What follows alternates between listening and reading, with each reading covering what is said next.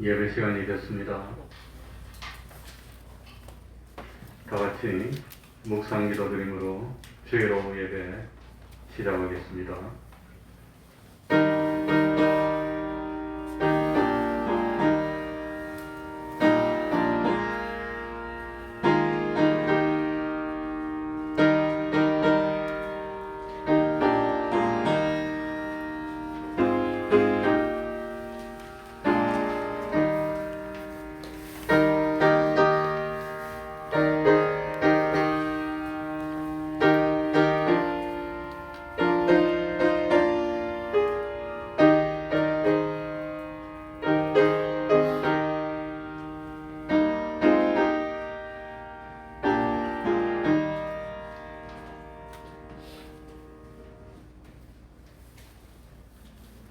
찬송 올리겠습니다. 찬송가 196장입니다. 196장입니다.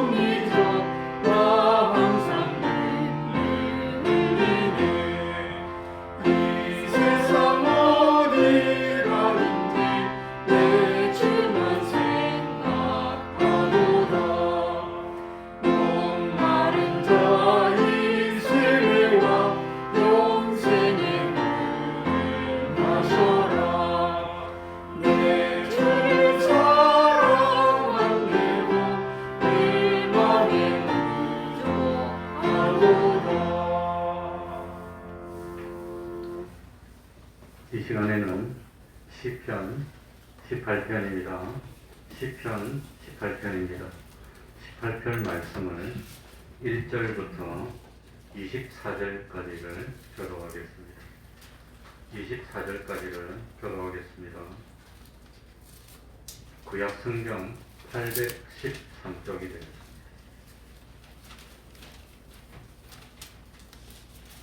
1절부터 24절까지를 교독하겠습니다. 목소리를 맞추어서 한 절씩 읽도록 하겠습니다. 나의 힘이 되신 여호와여, 내가 주를 사랑하나이다. 여호와는 나의 반석이시오, 나의 요새시오, 나를 건지시는 자시오, 나의 하나님이시오, 나의 피할 바이시오, 나의 방패시오, 나의 구원의 뿌리시오, 나의 산성이시로다. 내가 찬송받으실 여호와께 아뢰리니 내 원수들에게서 구원을 얻으리이다. 사망의 줄이 나를 얽고 우리의 창수가 나를 두렵게 하였으며 음부의 줄이 나를 두르고 사망의 올무가 내게 이르렀도다. 내가 환난에서 여호와께 아뢰며 나의 하나님께 부르짖었더니 저가 그 전에서 내 소리를 들으시며 그 앞에서 나의 부르짖음이 그 귀에 들렸도다. 이에 땅이 진동하고 산의 표도 요동하였으니 그의 진노를 인함이로다. 그 코에서 연기가 오르고 입에서 불이 나와 사르며 그 불에 숯이 피었도다. 저가 또 하늘을 들이우시고 강림하시니 그 발 아래는 어두캄캄하도다. 무릎을 타고 나르시며 바람 날개로 높이 뜨셨도다. 저가 흑암으로 그 숨는 곳을 사무사 장막같이 자기를 두르게 하시며 곧 물의 흑암과 공중의 빽빽한 구름으로 그리 하시도다. 그 앞에 광채로 인하여 빽빽한 구름이 지나며 우박과 숯불이 내리리다. 여호와께서 하늘에서 내성을 바라시고 지존하신 자가 음성을 내시며 우박과 숯불이 내리도다. 그 살을 날려 저희를 흩으시며 많은 번개로 파하시도다. 이럴 때에 여호와의 꾸지람과 콧김을 인하여 물밑이 드러나고 세상의 터가 나타났도다. 저와 예수께서 나를 취하시며 많은 물에서 나를 건져내셨도다. 나를 강한 원수와 미워하는 자에게서 건지셨으며 저희는 나보다 힘센 연고로다. 저희가 나의 재앙의 날에 내게 이르렀으나 여호와께서 나의 의지가 되셨도다. 나를 또 넓은 곳으로 인도하시고 나를 기뻐하심으로 구원하셨도다. 여호와께서 내 일을 따라 상 주시며 내 손의 깨끗함을 조차 갚으셨으니 이는 내가 여호와의 도를 지키고 악하게 내 하나님을 떠나지 아니하였으며 그 모든 규례가 내 앞에 있고 내게서 그 율례를 버리지 아니하였음이로다. 내가 또한 그 앞에 완전하여 나의 죄악에서 스스로 지켰나니 그러므로 여호와께서 내 의를 따라 갚으시되 그 목전에 내 손에 깨끗한 대로 내게 갚으셨도다. 아멘. 아멘. 이제 하나님께 통성으로 기도드리겠습니다.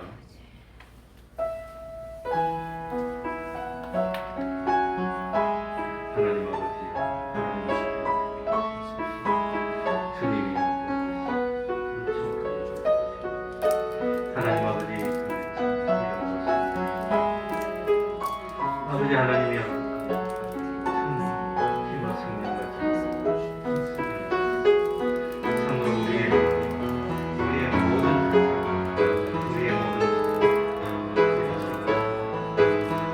하나님 아버지, 더욱더 선생님에게 후회하지 없는 삶. 하나님 아버지, 주님이시여, 아버지 하나님이여,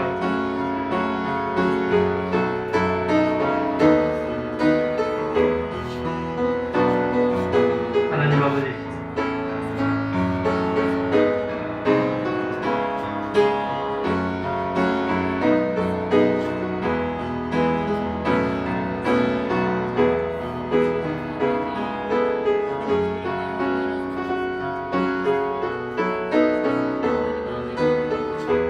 참으로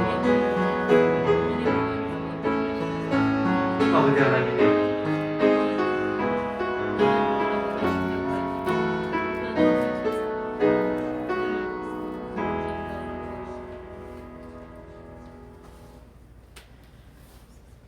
하나님의 말씀 고린도전서 10장 13절입니다. 고린도전서 10장 13절입니다.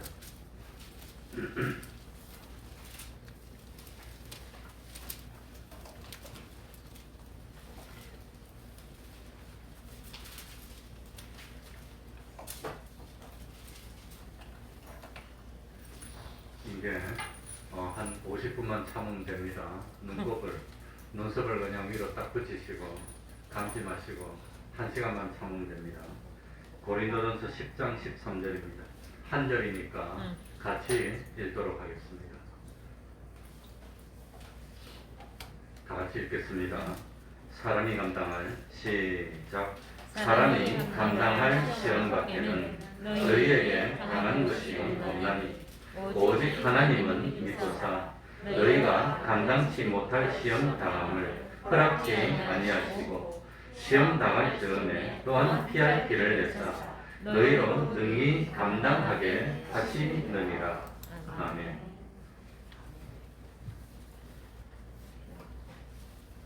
인생이 있는 곳에는 어디나 환란이 있습니다. 우리는 매일매일 시험 속에서 닥치는 환란 속에서 살아가고 있습니다. 나이가 드신 분 나름대로 고민거리가 있고, 젊은이는 젊은이 나름대로 또 고민거리가 다 있게 마련입니다. 어떻게 생각하면 우리 인간들은 주님의 말씀대로 무엇을 먹을까, 무엇을 마실까, 무엇을 입을까 하면서 항상 걱정하고 살아가는 존재입니다.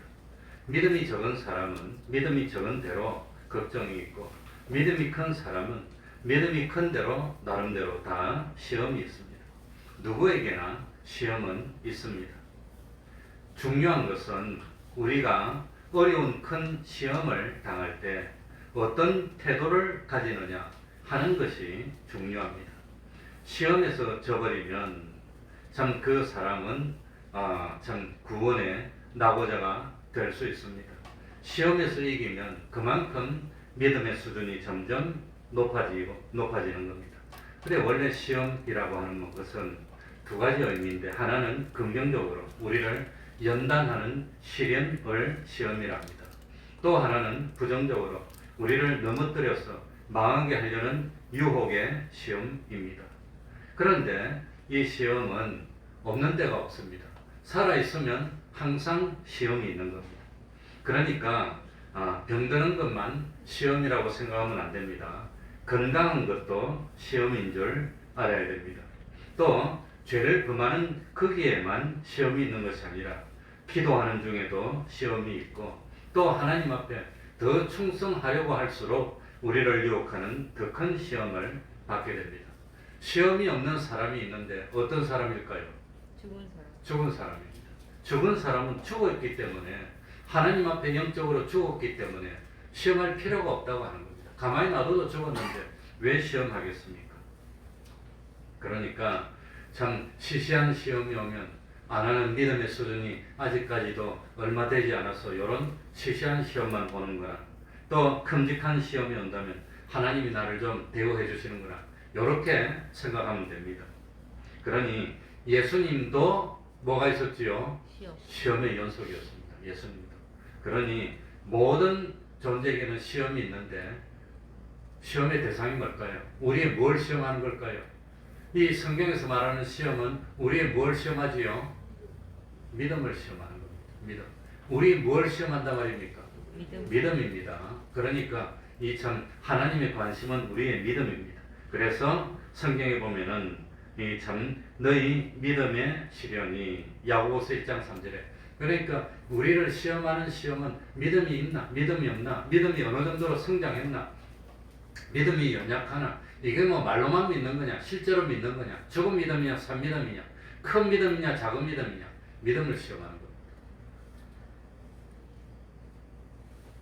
그래, 믿음의 병이 들면 감사가 없어지고, 믿음의 병이 들면 의심이 생기고, 의심하기 시작하면 점점 더 큰 시험으로 빠지고 맙니다. 그러니까 시험을 통과할 때마다 조금 성장하고, 또 시험을 통과하면 또 조금 성장하고, 그런 것이 우리들입니다.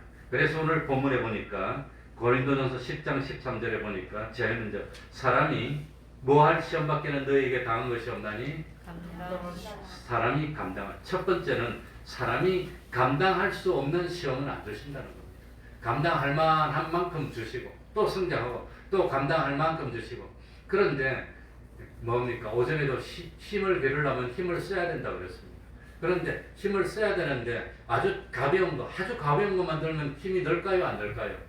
안 늘어요. 좀 무거운 걸 들어야, 너무 무거운 거 들면 아예 뻗어버립니다. 안 됩니다. 그러니까 적당하게 감당할 만큼 조금 힘들게, 또 조금 더 힘들게, 이렇게 해서 자꾸 키워가는 겁니다. 그래서 참 우리들이 주의해야 되는 것은, 왜 유별나게 나만 이렇게 힘들게 합니까, 하나님?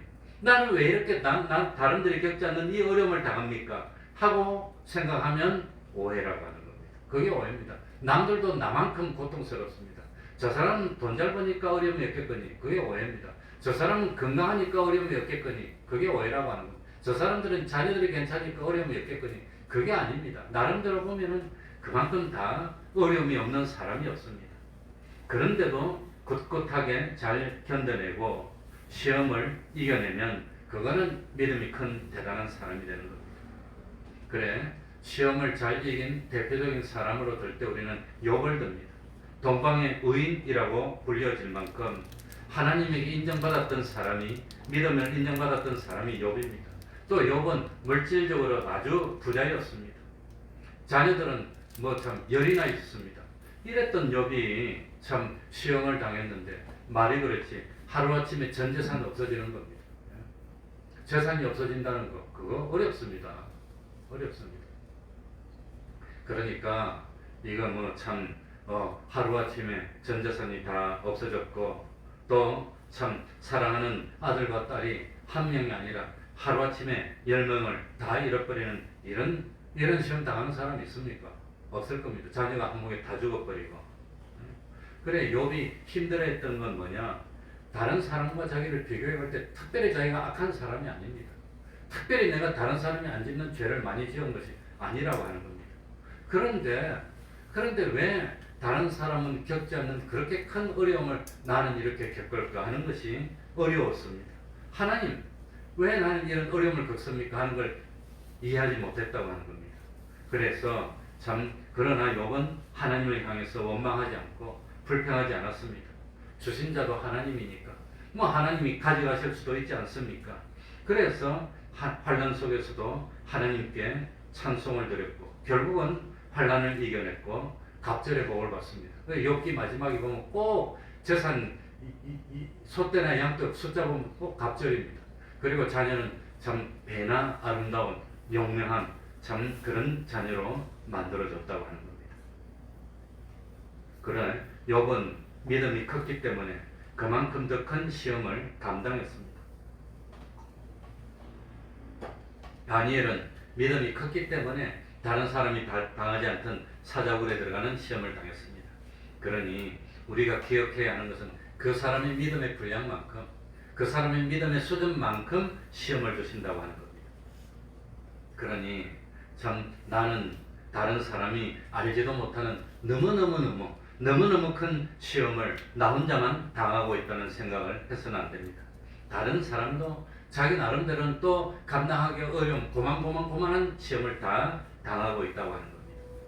그래서 오늘 읽었던 13절 앞에 12절 보시기 바랍니다. 선줄로 생각하는 자는 뭐할까 조심하라. 넘어질까 조심하라. 왜 이 말씀을 하고 시험의 이야기를 했을까요? 왜? 12절하고 13절을 연결시켜서 해석을 해보면 이 말씀의 속뜻이 뭐나 예? 선줄로 생각하면 넘어질까 조심하라 하고 시험을 줬으니까 이 말씀의 속뜻이 뭐냐? 신앙생활에서 시험에 한 번 성공했다고 두 번, 세 번 저절로 성공하지 않는다는 겁니다. 그래서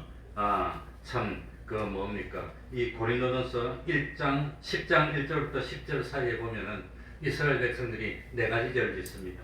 제일 먼저는 우상 숭배죄를 짓고 두 번째는 간음죄를 짓고 세 번째는 하나님을 시험하는 죄, 네 번째는 원망하는 죄를 졌다고 하는 겁니다. 그런데 참 우상 숭배하는 이 죄의 문제가 제일 먼저 나옵니다.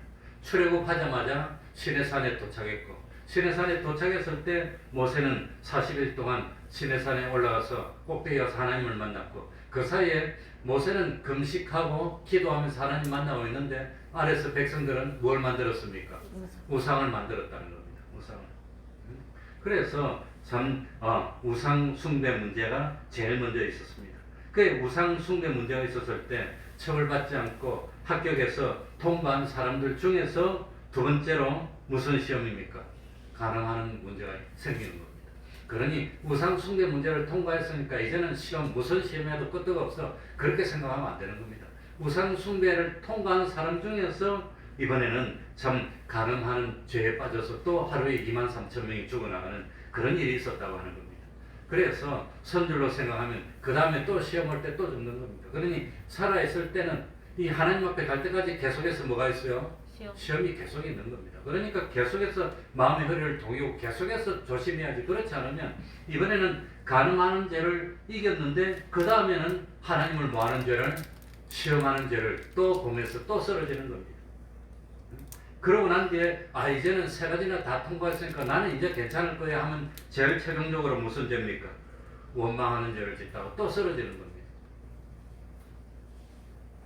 그러니까 이 참 하나님이 감당할 만한 요 1학년 넘어서 2학년쯤 됐으면 그거에 또 수준에 맞춰서 또 시험이 또 오고 3학년쯤 되면 또 오고 이런다고 하는 겁니다.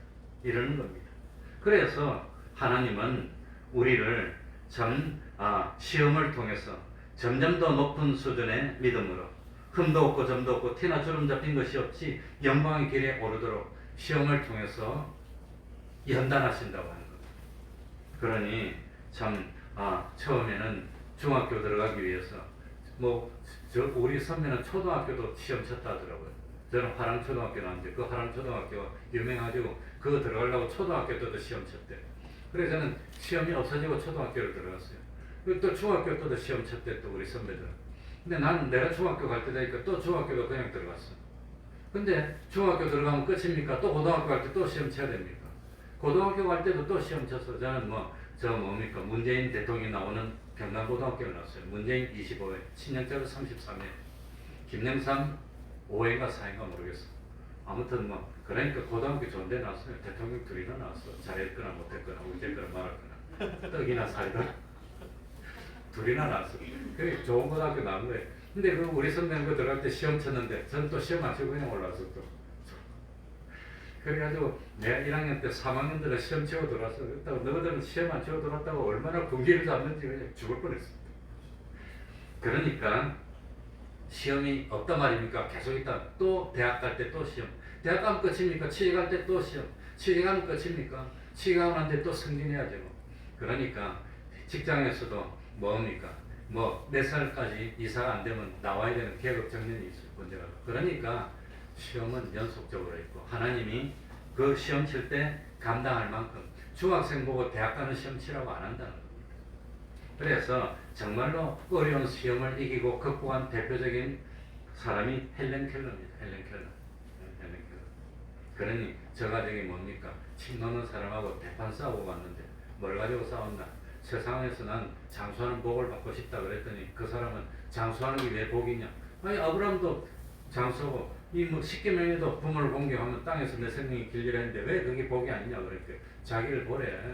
사는 게 고통이고 죽고 싶은데 못 죽어서 살고 있대. 그래서 그 사람 앞에서 차마 말을 못했지만 헬렌 켈러를 보세요. 당신은 앞을 못 보지만 헬렌 켈러는 참 건강하게 태어났습니다.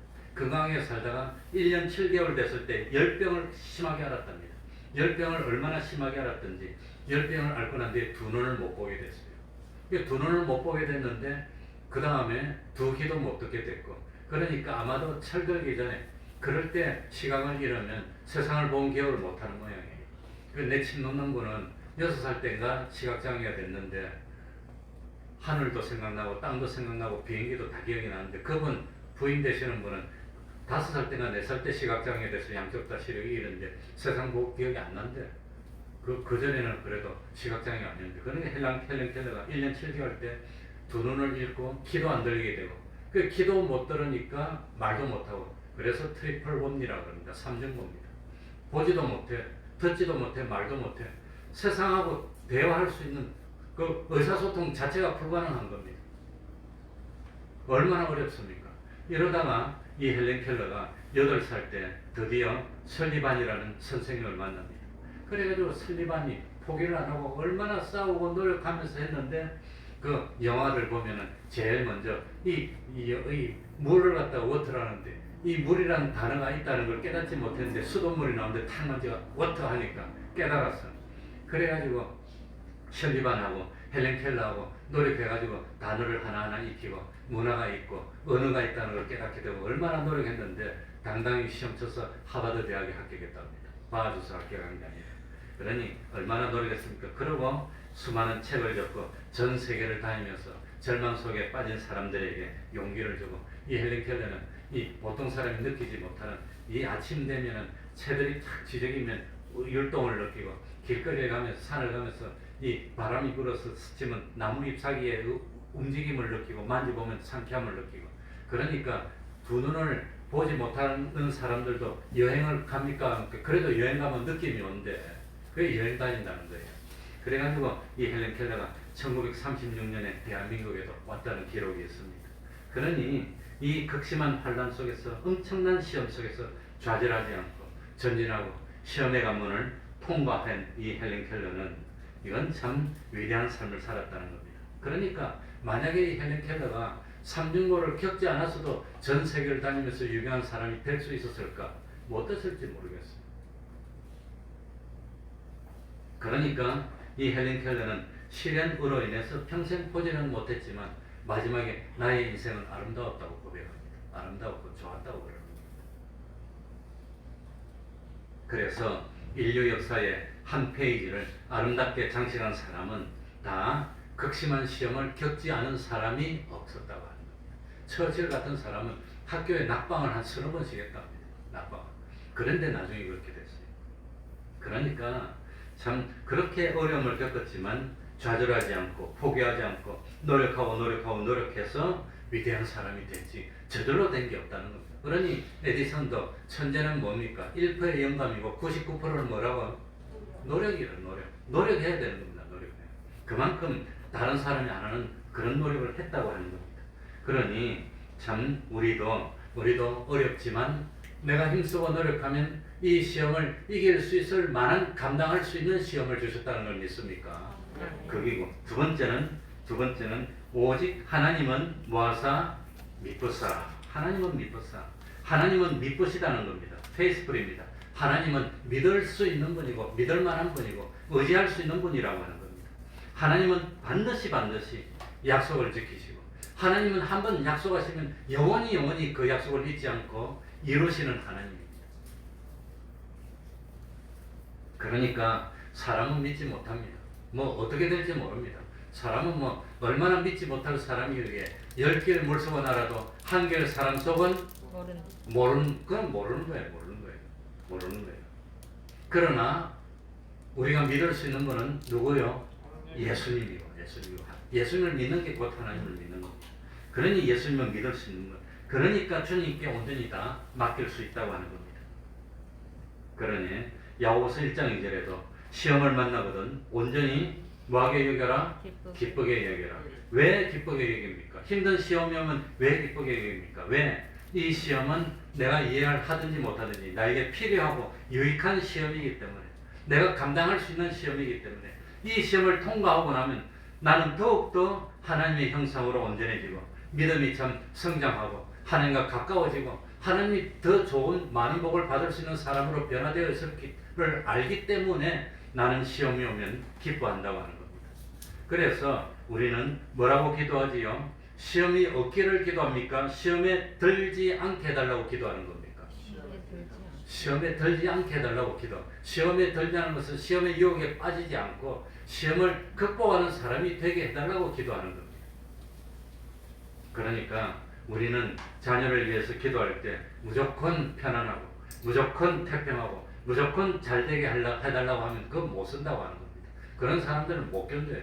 어려워도 견디고. 그러니까 이 뭡니까 형제들이 많아서 그 많은 형제들 중에서 그냥 얼굴 두들맞고 형들한테 두들맞고 그냥 힘들게 이렇게 큰 사람은 군대 가도 잘하고 사회 가도 잘하는데 이거는 옹냥옹냥한 거는 어디 가서 못 견디는 겁니다. 못 산다고 하는 겁니다. 그러니까 참 시험을 이기고 극복할 수 있는 사람이 참 세상의 경쟁에서도 이기고 직장의 어려움도 이기고 군대의 어려움도 이기고 사회의 어려움도 이기는 것이지 그거 못 이기는 사람은 나중에 가면 아무것도 이길 수가 없다고 하는 겁니다. 그러니까 참 이 하나님의 시험 속에는 하나님의 사랑이 담겨 있습니다. 이 시험의 현실 속에는 하나님의 사랑이 담겨 있다고 하는 겁니다. 하나님은 시험을 통해서 내가 고쳐지기를 바라는 겁니다. 하나님은 시험을 통해서 내가 변화되기를 바라고 하나님은 시험을 통해서 내가 버릴 걸 버리게 되고 또 끊을 걸 끊고 그리고 힘쓸 걸 힘쓰는 사람으로 변화되기에 연단하시고 절원해 나가신다고 하는 겁니다. 그래서 마치 쇠를 다 연단할 때 쇠를 어떻게 하지요?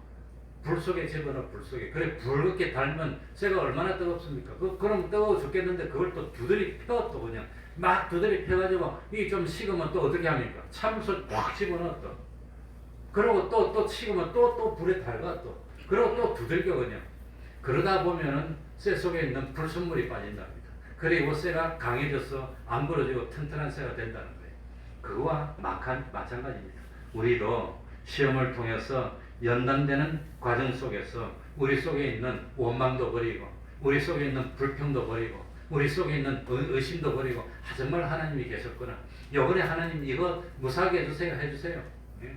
그래 참 오전에도 말했지만 우리 아들 막내딸 결혼하는데 하루에 뭐 코로나 10만 명 나오고 12만 명 나올지 누가 알았어요? 그래가지고 다 온다 해놓고 내 터질 줄 알았는데 다 안 올 줄 누가 알았어요?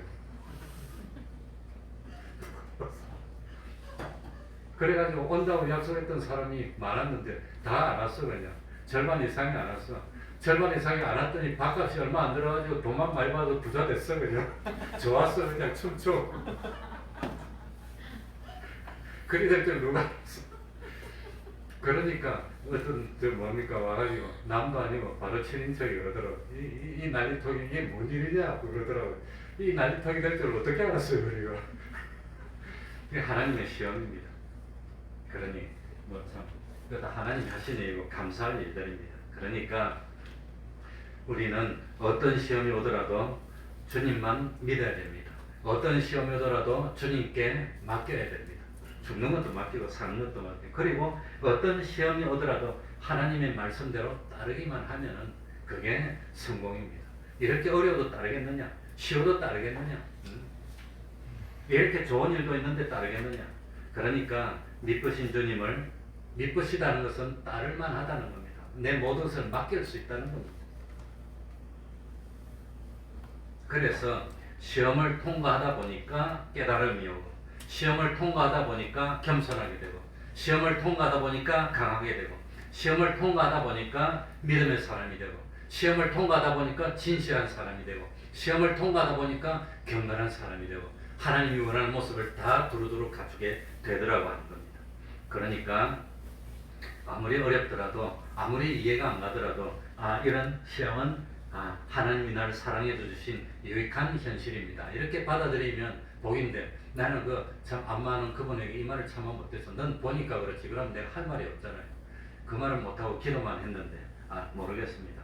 아무튼 참 하나님은 믿고사 우리가 감당할 시험만 주신다고 하는 겁니다. 그리고 세 번째로 여기 13절에 보니까 감당치 못할 시험 당함을 허락지 아니하시고 시험 당할 즈음에 무엇을 내사 피할 길을 내서 어떤 시험이 오면은 피할 길이 있다고 하는 겁니다. 피할 길. 그러니까 참 하나님은 우리가 시험 당하고 있을 때 피할 길을 제시해 주신다는 걸 믿어야 됩니다. 그리고 참 이 시험은 내가 힘을 쓰고 애를 쓰면 감당할 수 있는 시험입니다. 예수님은 태어날 때부터 십자가를 지고 돌아가실 때까지 환난이 없을 때가 없었습니다. 예수님은 태어날 때도 핍박을 받아서 말고에 태어났어요. 말고에 태어나는 사람이 어떻습니까? 지금은 내가 말할 수 있겠다. 그냥 우리 장모님 자녀들은 다 안 계시니까. 그래 첫째는 병원에서 낳고 둘째도 병원에서 낳고 셋째 동이 날 때는 조산소에서 낳았어요.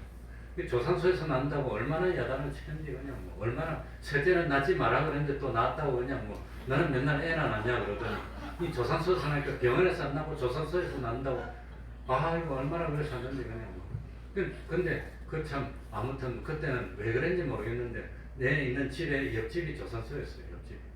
근데 조산소가 그냥 지금은 조산소가 거의 다 없어졌는데 아마 옛날에는 병원이 귀하니까 병원이 옆에 없으니까 아마 조산소 제도 조산소는 누가 할 수 있냐면 산부인과 간호사를 10년인가 아무튼 몇 년 이상 한 사람이 이제 조산소를 할 수 있고 조산소는 그냥 하는 게 아니라 자기 자매 병원이 있어서 거기서 출산하다가 무슨 일이 생기면 딱 바로 연락해서 119 타고 이제 딱 가서 돌봐주게 돼 있어갖고 이 조산소는 아마 라이선스를 가지고 이제 그걸 낳는데 아무튼 그래 낳는데 잘 낳았어요.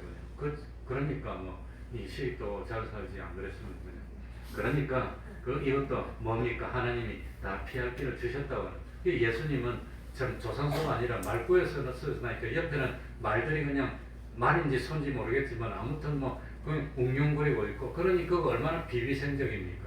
태어나고 난 뒤에도 누울 데가 없어서 말구에 누웠다니까. 말구에 누이는 사람이 어디 있습니까? 어렵다. 그 예수님보다도 비참한 사람이 없다는 뜻입니다. 조상소는 그래 행복한 줄 알아야 어쨌든지 나는 집에서 태어났어요. 그래 우리 어머니가 날 때 우리 아버지가 좀 시원찮아가지고 있는데 아직 출산할 때가 안 될 줄 알았는데 밤 12시가 지났는데 엄마가 배가 아파서 출산할 때가 돼갖고 막 그냥 고통스러워 하더래. 그러니까 아버지가 이 고모인가 아무튼 누굴 모시러 가가지고 낳는다고 병원 생각도 못하고 빨리 나갔고 엄마가 내 태어날 때까지 안 오더래 또 아버지가. 그걸 혼자 낳았어요.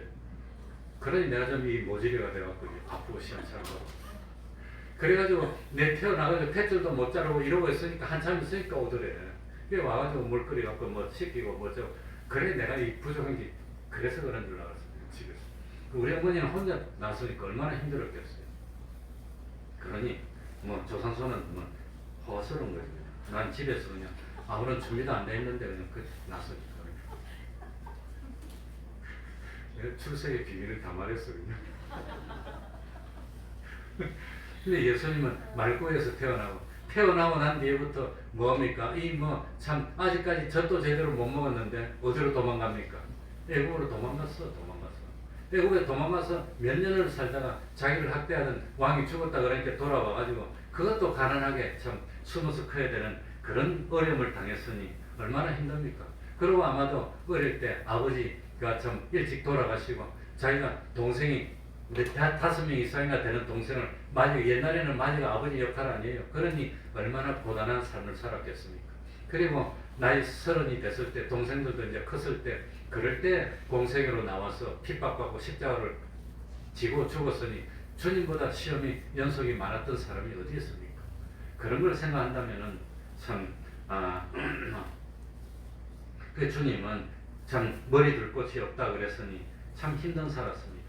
그러니 육체적인 고통, 정신적인 고통, 중상모략, 사두개인, 바리새인들, 로마의 법관들이 어쨌든지 꼬투리를 잡아서 죽이려고 하는 일의 연속이었으니 주님은 그 모든 어려움을 견디고 이겼다고 합니다. 또 어떻게 보면 창조주이신 하나님의 아들이신 그 참 심판주이신 예수님이 피조물인 인간들로부터 멸시와 천대를 받은 걸 참는다는 게 얼마나 힘들었을까? 얼마나 어려웠을까? 그런 걸 우리 주님이 다 이겼어요. 그래서 예수님이 다 이기고 난 뒤에 세상에서는 너희가 무엇을 당하나 담대하라. 내가 세상을 이겼노라. 환난을 당하라. 세상에서 너희들이 환난을 당하겠지만 내가 이겼으니까 너희들도 나를 믿고 나처럼 하면 이길 수 있다고 하는 겁니다. 그러니 사실 우리들이 연약하고 힘이 없습니다. 그러나 사도 바울이 깨달았습니다. 내게 능력 주시는 자 안에서 내가 모든 것을 할 수 있다. 능력 주시는 주님 안에 있으면 난 두려울 것이 없어. 난 다 할 수 있어. 내가 연약하지만 그걸 깨닫고 사도 바울이 끝끝내 이겼다고 하는 겁니다. 그러니까 시험 당할 즈음에 피할 길을 주는데 이 피할 길이 뭘까요? 피할 길. 어떻게 하는 게 피할 길입니까? 피할 길이라고 하는 것은 어떻게 하면 이 어려움을 당하지 않고 어려움에서 싹 회피해가지고 어려움을 안 당할 수 있는 길을 주나 그게 피할 길이 아닙니다. 그게 피할 길이 아니라 이 참 피할 길이라는 것은 이 시험에서 합격할 수 있는 길이 피할 길입니다. 하나님이 이 시험을 통해서 나한테 요구하는 것이 있습니다. 그 요구하는 것이 뭐냐? 그걸 깨닫고 하나님이 요구하는 것만 빨리 내놓으면 시험할 필요가 있습니까? 없습니까? 없다는 거예요. 하나님이 요구만 하는 걸 원하고 있는데 그것만 빨리 만들어 놓으면 하나님이 시험할 필요 없어. 합격했어. 이제 합격하고 좀 쉬는 겁니다. 그러고 좀 정비를 하고 또 시간이 되면 또 이제 시험이 있는데 하나님이 요구하는 그 요구가 뭘까요? 요구하는 요구가 물론 믿음입니다. 믿음. 예. 그러니까 어떻게 하는 것이 피할 길이냐? 우리는 잘못 생각하면 이거 뭐 어려움을 당하지 않고 쉬운 길로 돌아가는 것을 피할 길이라고 생각하기인데 그게 아닙니다. 피할 길이 뭐냐? 야곱은 참 시험을 받았습니다. 최고로 사랑했던 야곱의 아들 요셉이 죽은 줄로 알고 슬퍼하고 있는데 이제 요셉이 없어져서 요셉의 참 뭡니까 친동생인 베냐민 하나 남았는데 이 베냐민을 외국 땅에 안 보내면 굶어 죽어야 될 팔자가 됐습니다. 이게 시험입니다. 이 베냐민은 차마 보내기 싫은데 그런데 나중에 결단을 하고 뭐 죽으면 죽으리라고 보낸 게 이게 피할. 그러니까 하나님께 맡기고 하나님의 은혜에 맡기고 죽으면 죽으리라고 나가는 게 그게 피할 길이라는 겁니다. 그렇게 가면은 하나님이 죽지 않고 살려주고 죽은 줄 알았던 요셉을 만나게 해줬다고 합니다. 다니엘의 세 친구도 마찬가지입니다. 이거 뭐 참 풀무불에 들어가게 됐습니다. 그러니 풀무불에 들어가면 너희가 믿는 하나님이 능히 건져주겠느냐? 우리 하나님은 능히 건져주실 수 있고 건져주실 수 있는 능력도 있지만 또 하나님의 뜻이 건져주는 게 아니라 이에서 순교하는 게 하나님의 뜻이라면 그리 아니하실지라도 나는 기꺼이 하나님을 위해서 들어가겠습니다 하는 믿음을 보이는 게 그게 피할 길입니다. 그래서 불 속에 폭 들어갔더니 아니 안 들어가는 것보다 난 불 속에 들어갔는데 안 죽고 안 뜨거워 그냥. 그리고 천사가 와서 보호해주고 있어. 불 속에 들어갔다가 나와서 그랬더니 불 속에 집어넣은 왕이 뭐가 됩니까? 왕이 완전 망하는 겁니다. 바보 되는 겁니다. 그러니까 나와가지고 너희를 지켜주신 참 하나님을 갖다가 찬양하게 되고 그게 피할 길이라는 겁니다. 그러니 불 속에 안 들어가려고 우상을 숭배하고 무릎을 꿇는 게 피할 길이 아니라 불 속에 죽으면 죽으리라고 들어가는 게 그게 피할 길이라고 하는 겁니다.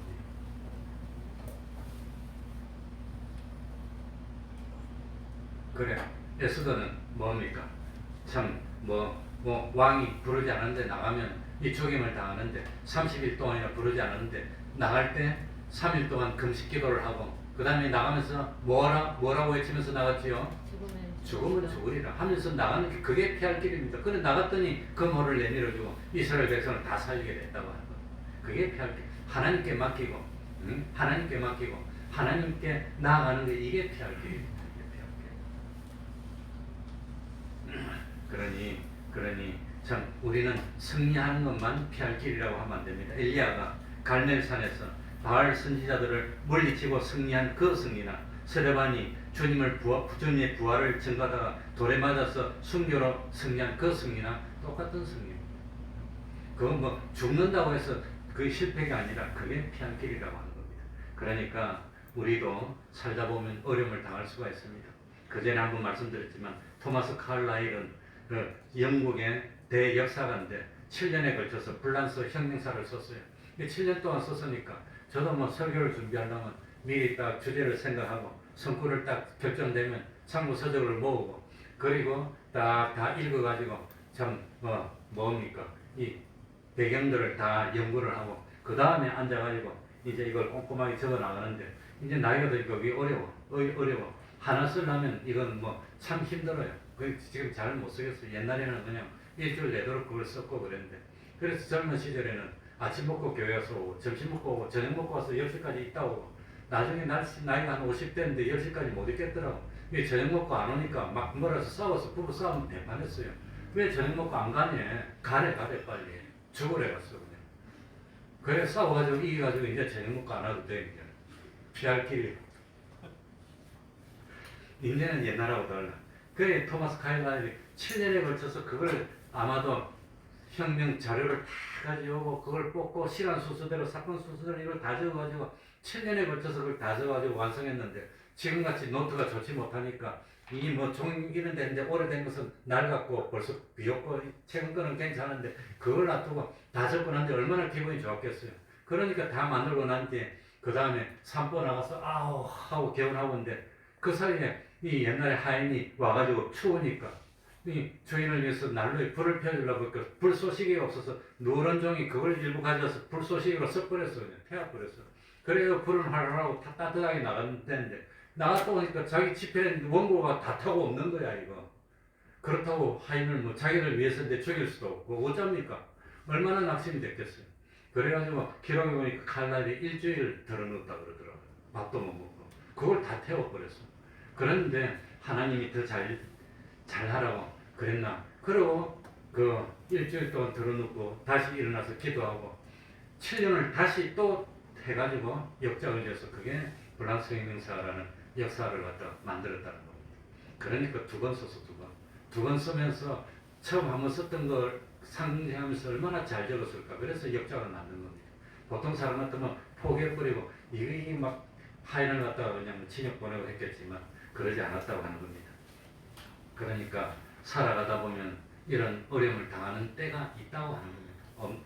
그러나 참 능히 참 감당치 못할 시험을 하나님 주시지 않아. 내가 노력하면 이거 이길 수 있어 하는 그 생각을 하고 하나님은 믿고사 내가 하나님을 믿고 열심히 하면 하나님은 도와주시오. 날 구원으로 이끌어 주시오 하는 걸 믿고 포기하지 말고 참 이기고 나가고. 그러니까 피할 길이 뭐냐? 신앙을 지키는 게 피할 길입니다. 뭐가 피할 길이지요? 신앙을 지키는 거. 믿음을 지키는 게 그게 어려우니까 믿음을 포기하고 후퇴하면 그건 피할 길이 아니라 무슨 길이지요? 망할 길입니다. 망할 길. 어려움이 오니까 믿으면서 후퇴하면 그건 망할 길이고 어려움이 오더라도 끝까지 나는 지키겠습니다 하고 지키면 그게 피할 길이라고 하는 겁니다. 그래서 믿음을 지키고 하나님이 원하는 수준으로 올랐으면 하나님이 복을 주시고 다 주실 줄 압니다. 기도하겠습니다.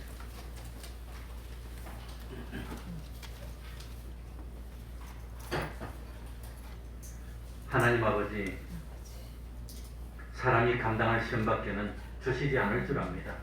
그런데 사실 너무 힘듭니다. 솔직하게 때때로 포기하고 싶은 때가 많이 있습니다.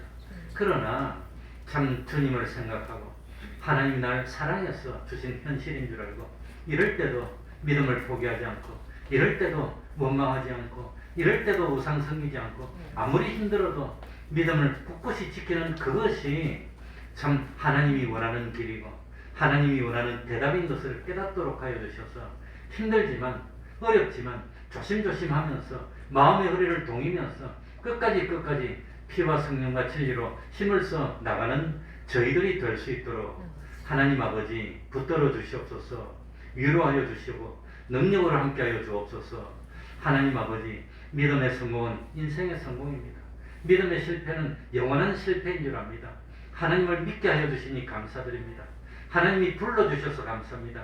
지금은 힘든 걸음을 한 걸음 한 걸음 가지만 이 힘든 걸음 한 걸음 내디딜 때마다 영원히 살 하늘나라에 그 영원한 부활을 쌓고 영원한 배후를 쌓고 영원한 존귀를 쌓는다는 사실을 생각하며 기뻐하면서 기꺼이 원하고 원해서 이 주님이 가신 그 길을 우리도 그대로 따를 수 있는 담대함을 주시고 믿음도 주시옵소서.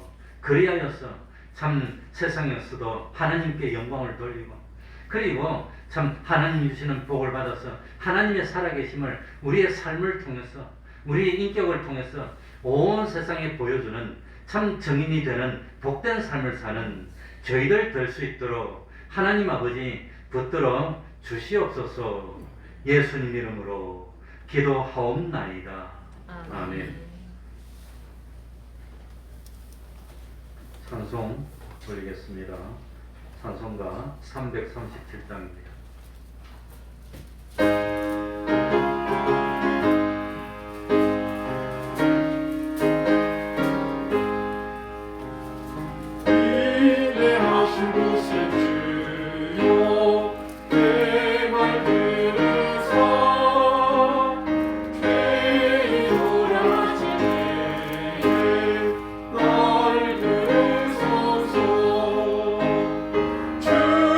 주여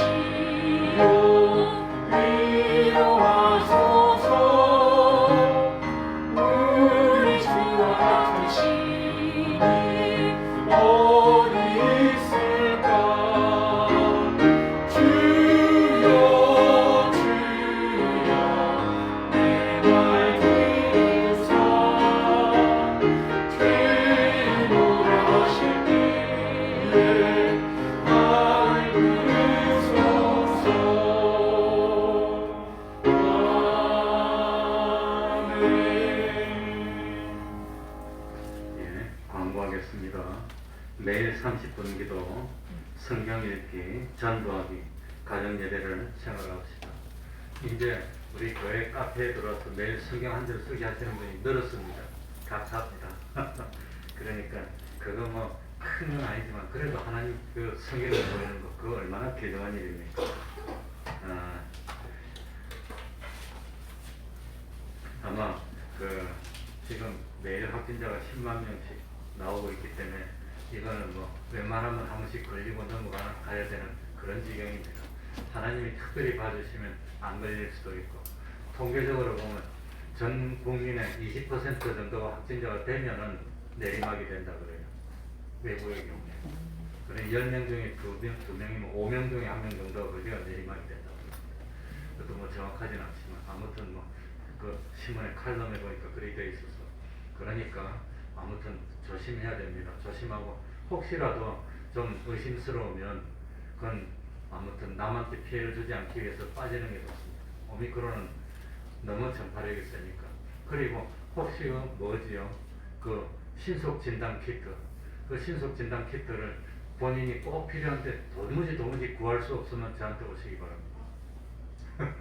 도무지 구할 수 없으면 저한테 오시면 저한테 몇 개 있으니까 아무튼 급하면 그렇게 할 수는 있습니다. 그리고 우리 교회 지금 새벽기도 나오는 분이 한 분도 안 계십니다. 그 새벽기도 7, 8년간 안 빠지고 한 10년간 안 빠지고 나오는 권사님 한 분 계신데, 그분이 이제 우리 새벽기도 등불을 계속 밝혔는데, 그러고 간혹 왔다 갔다 하시는 분이 있었는데, 근데 그 7, 8년, 한 10년간 안 빠지고 오신 분이, 그분은 우리하고 연락을 항상 하고 있으니까 그분이 그 일이 있어서 지방으로 내려가 버렸어요. 그래서 부득이하게 뭐 저희들이 제가 한 2박 3일간 어디 좀 다녀오려고 월화수 3일은 그냥 새벽 기도를 쉬게 했습니다. 저는 어떠냐면 아무도 안 올 줄 알고 안 하면 꼭 그때 누가 와서 두드려. 그래서 말 안 하고 가면은 또 누가 왔다가 그냥 왜 새벽 기도를 안 하냐고 그럴 것 같아서, 제가 자리를 비우면 우리 조수영 집사님한테 맡기고 가는데, 조수영 집사님이 아무도 안 오는데 불 켜고 혼자 추운 데 있으면 너무 고생할 것 같아서 월화수 3일은 쉽니다. 수요일 예배는 드립니다. 계속 드릴 테니까 수요일 예배는 참석해 주시기 바랍니다. 제 양심에 그래도 하나님 앞에서 밝히고 가는 게 마음이 뜨뜻할 것 같아서, 그러니까 이해해 주시기 바랍니다. 그러면은 다 같이 일어나셔서 3장 찬송 부르고 주기도문으로 예배를 마치겠습니다.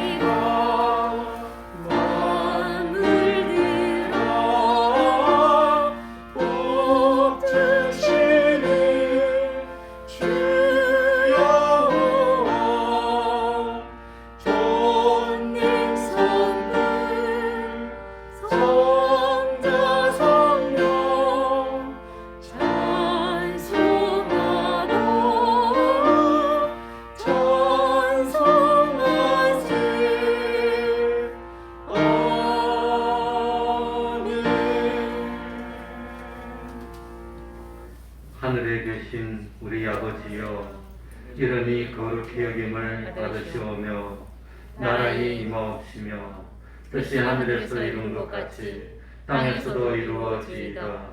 오늘날 우리에게 일용할 양식을 주옵시고 우리가 우리에게 죄 지은 자를 사하여 준 것 같이 우리 죄를 사하여 주옵시고 우리를 시험에 들게 하지 마옵시고 다만 악에서 구하옵소서. 대개 나라와 권세와 영광과 아버지께 영원히 싸움나이다. 아멘.